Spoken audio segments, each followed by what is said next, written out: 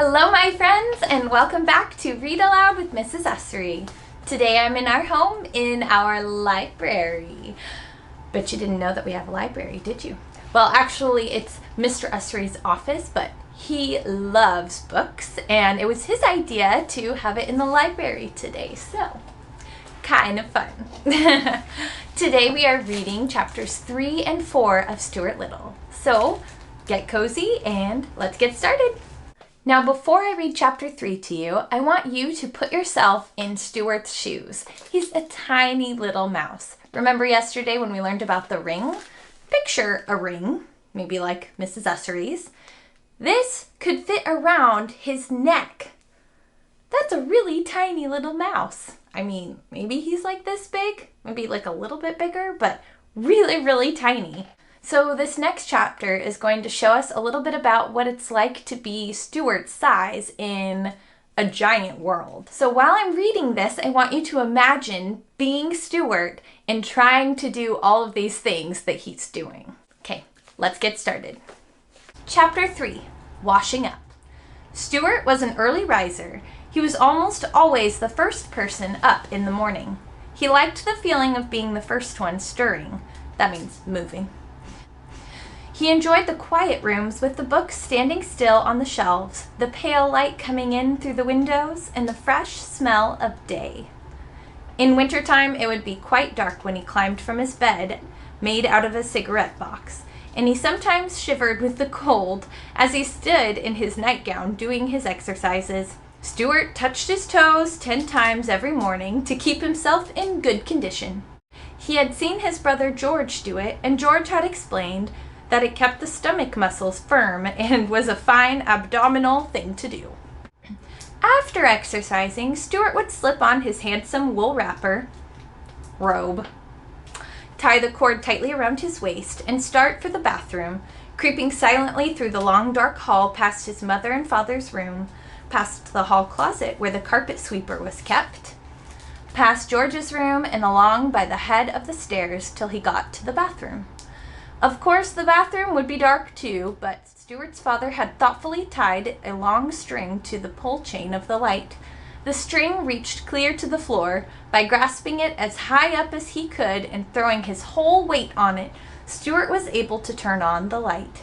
Swinging on the string this way, with his long bathrobe trailing around his ankles, he looked like a little old friar pulling the bell rope of an abbey, or the bell at a church. To get to the wash basin, sink, Stuart had to climb a tiny rope ladder which his father had fixed for him. George had promised to build Stuart a small special wash basin, only 1 inch high and with a little rubber tube through which water would flow. But George was always saying that he was going to build something and then forgetting about it. Stuart just went ahead and climbed the rope ladder to the family wash basin every morning to wash his face and his hands and brush his teeth.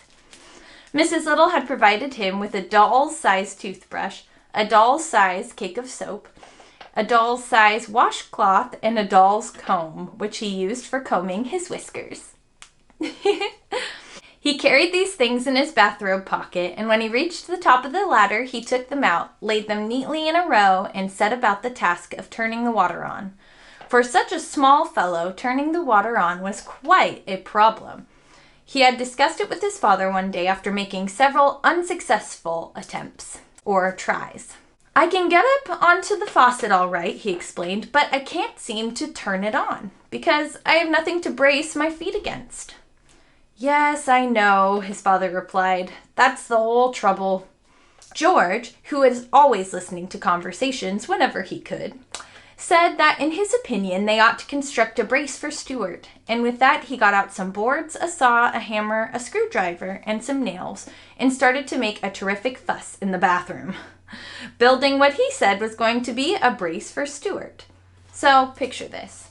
Stuart is trying to turn the faucet on, but it's kind of slippery, so they're trying to build something that he can put his feet on to push against.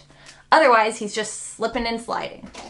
But he soon became interested in something else and disappeared, leaving the tools lying around all over the bathroom floor. Do you know anybody who does that? Stuart, after examining this mess, turned to his father again.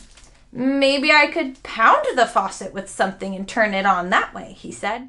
So Stuart's father provided him with a very small, light hammer made of wood.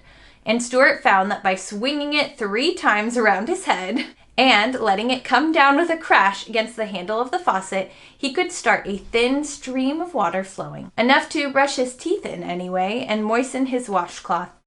So every morning after climbing to the basin, he would grab his hammer and pound the faucet, and other members of the household sleeping in their beds would hear a bright, sharp of Stuart's hammer, like a faraway blacksmith telling them that day had come and Stuart was trying to brush his teeth. Wow, that was a lot of work for a little guy. Some of you may even understand how he feels when you have to stand on something to reach the sink to wash your hands or different things like that. So maybe some of you relate to Stuart, and if not, then you did at one point because we were all teeny tiny. Well, maybe not that tiny. Okay, chapter 4, exercise. One fine morning in the month of May, when Stuart was 3 years old, he arose early, as was his custom, washed and dressed himself, took his hat and cane, and went downstairs into the living room to see what was going on. Nobody was around but Snowbell, the white cat belonging to Mrs. Little. Snowbell was another early riser, and this morning he was lying on the rug in the middle of the room, thinking about the days when he was just a kitten. "Good morning," said Stuart. "Hello," replied Snowbell sharply. "You're up early, aren't you?" Stuart looked at his watch. "Yes," he said. "It's only 5 minutes past 6, but I felt good and I thought I'd come down to get a little exercise." "I should think that you'd get all the exercise you want up there in the bathroom, banging around, waking all the rest of us up, trying to get the water started so you can brush your teeth. Your teeth aren't really big enough to brush anyway. Want to see a good set? Look at mine." Snowbell opened his mouth and showed 2 rows of gleaming white teeth, sharp as needles. "Very nice," said Stuart, "but mine are all right too, even though they're small. As for exercise, I take all I can get. I bet my stomach muscles are firmer than yours." "I bet they're not," said the cat. "I bet they are," said Stuart. "They're like iron bands." "I bet they're not," said the cat. Stuart glanced around the room to see what he could do to prove to Snowbell what good stomach muscles he had. He spied the drawn window shade on the east window with its shade cord and ring like a trapeze. You know, like at the circus when someone walks on a really skinny rope. Just like that. I wonder if he'll do something similar. What do you predict will happen?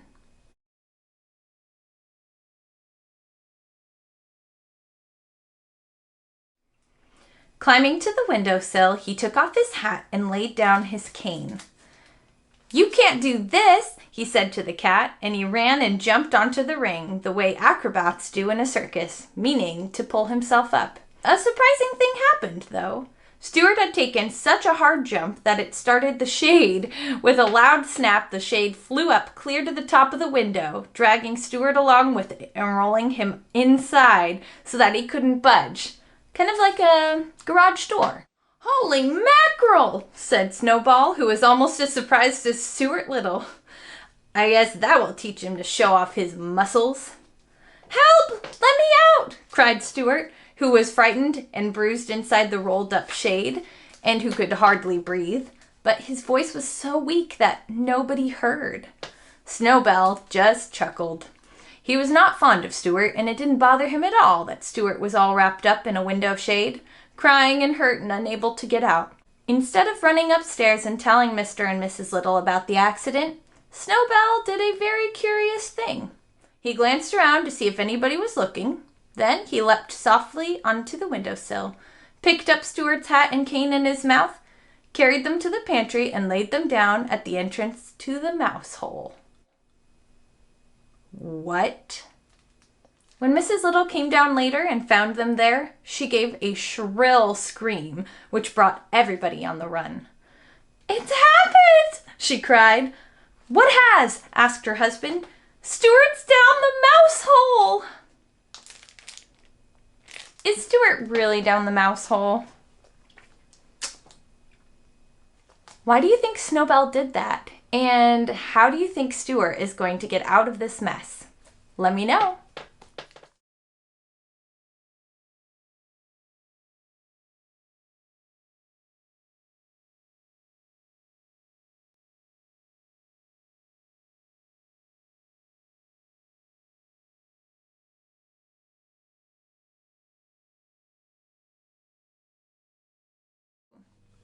Okay, that's it. Thank you so much for coming to Read Aloud with Mrs. Ussery. I'll see you guys tomorrow. Bye!